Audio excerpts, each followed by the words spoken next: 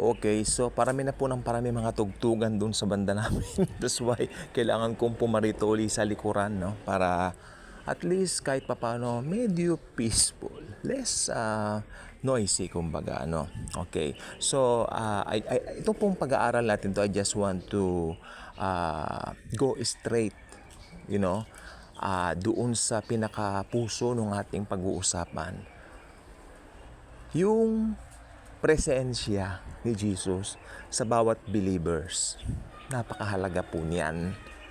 Yan po ang madalas na alam natin since naging Kristiyano po tayo, Jesus is always with us. Wala naman pong duda roon. Pero kapag ka nandyan na yung mga pagsubok, mga pinagdadaanan sa buhay, medyo nalilimutan mo yan. Huwag kang magkakaila. Nalilimutan mo yan. Pero si Jesus hindi umaalis sa atin. Lagi po siyang nandidiyan. Okay. So, meron pong tatlong magbabarkada. Si Meshach, Shadrach, Abednego. Ito po matatagpuan sa Old Testament sa akyat ni Daniel, no? Si Daniel po actually kabady-bady nila, isa nilang dabarkads, no? Pero during this time, si Daniel was already promoted. Promote siya ni Haring Nebuchadnezzar, if I'm not mistaken. That's why, o King Cyrus yata, I'm not surely familiar with that. Who's that king who promoted him, then he assigned him somewhere very far from the Dura compound where it all happened, no? Itong pag-uusapan natin. Ito po ay tatlong magkakabarkada, dabarkads, Meshach, Shadrach, Abednego. Ito po mga ito ay may mahigpit. Yan, under the law po ito, don't get me wrong. Ito po ay not under the new covenant of grace as we have as we have right now. Ito po ay talagang matindi. Okay? Sunod ka rito, sunod ka dyan. Sumusunod sa batas ng Panginoong Hesukristo. Kasi under the law sila. Okay, so ito po ang nangyari. Ito pong haring ito na Nebuchadnezzar nga po. Si Nebuchadnezzar natuwa kay Daniel. That's why, of course. It's Nebuchadnezzar who assigned him somewhere. Na-promote na po kasi siya. So, naiwan itong tatlong dabarkads niya. Mga kaibigan niya, kabady-bady niya. Okay, so, sila po ay nakitaan din naman ni Nebuchadnezzar ng tinatawag na katalinuhan, pagiging wise, no? Maabilidad, because the Lord is with them.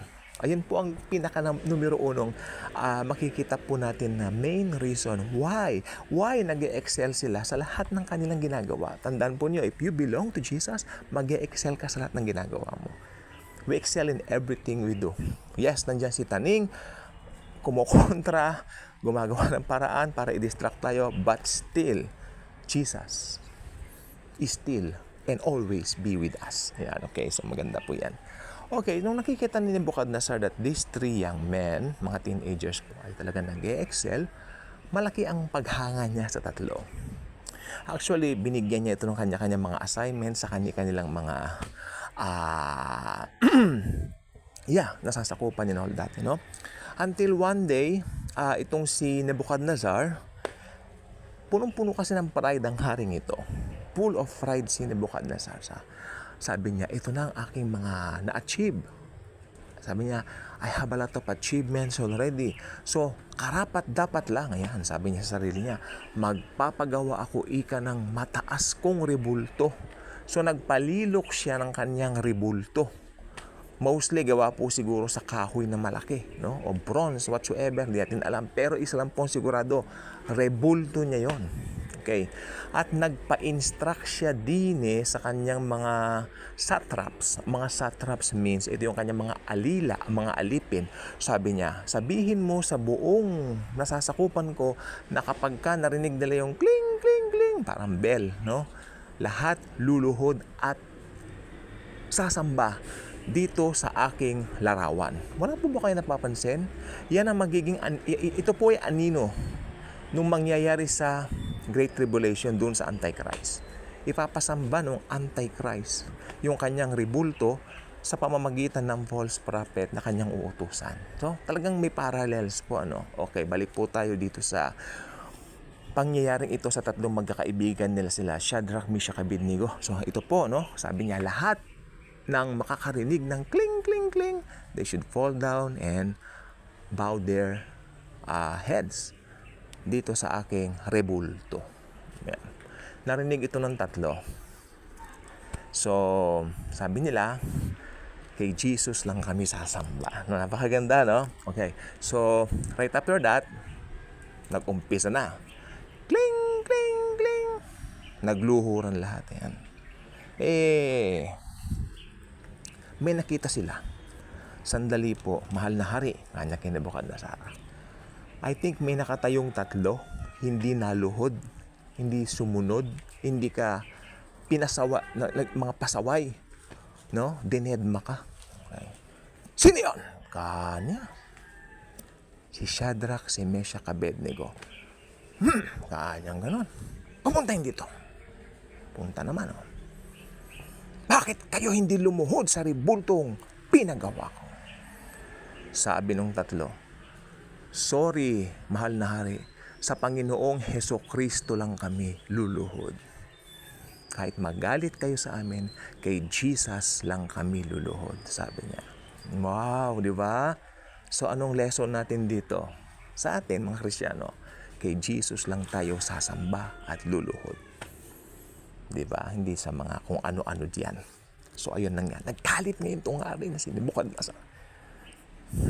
Kanyang ganon. So ginawa niya, may pugon siya.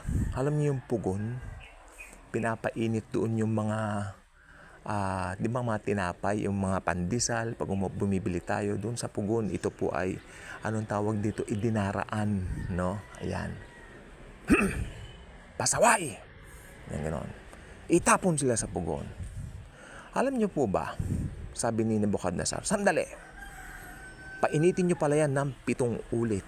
Yan. Ibig sabihin, mainit na yung pugon, 7 times pa nilang pinainit kaysa doon sa usual na kainitan nito.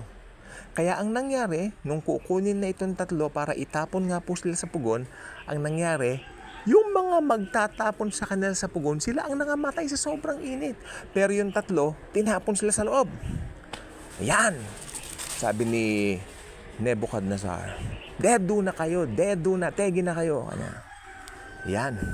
Tapos na ganyan, silipin ko nga, Sumilip ngayon si Nebuchadnezzar niya. Sandali. Tinawag niya yung alila niya. Alipin niya. Hindi ba 3 lang na tao ang tinapon natin sa pugon? Bakit nakakakita ako ng 4 na tao? At yung isa ay parang Diyos. Sabi niya. Wow! Coming from the mouth of Nebuchadnezzar na unbeliever. Sabi niya ganyan. Natakot siya. Tapos sumigaw na si Nebuchadnezzar, Meshach, Shadrach, Abednego, magsilabas kayo. At lumabas po yung 3 mula sa pugon. At sabi ng Biblia na hindi man lang sila napaso, hindi man lang sila nag-amoy usok, ni konting galos, wala sila. Alam niyo, totoo po yan. Kasi i-break ng kapangyarihan ng Panginoong Hesukristo yung natural law. Sa natural law, pag nilagay mo ang kamay mo sa init, mapapaso ka. Pero sa law, sa kapangyarihan ni Jesus, sa grace niya, mabe-break lahat yan. Remember, Jesus is the creator of the universe. And mula noon, sabi niya, lahat ipinag-uutos ko, sasamba na kayo kay Jesus. Yan. Nagpagawa siya ng degree. Ang Panginoon ng 3 ito na si Lord Jesus, ang tunay na Panginoon. Yan. Si Jesus lamang ang inyong sasambahin. Ganon din po sa ating mga Kristiyano. No? Marami pong temptation, nakapaligid, si Satan nagawa ng paraan, pero deadmahin natin siya. Kay Jesus lang po tayo mag-focus sapagkat si Jesus, He gave Himself for us para magkaroon tayo ng tinatawag na Zoe life. Ito yung buhay na walang hanggan. Buhay na walang hanggan na magsisimula the moment we receive Him as our very own personal Lord and Savior. Kaya kung hindi pa kayo nakasubscribe sa channel na ito, I invite you to do so. Click the notification bell, share the video, share the wonderful love of the Savior, the Lord Jesus Christ Himself. Malapit na ang kanyang birthday, kaya thank you, and Jesus truly loves us all.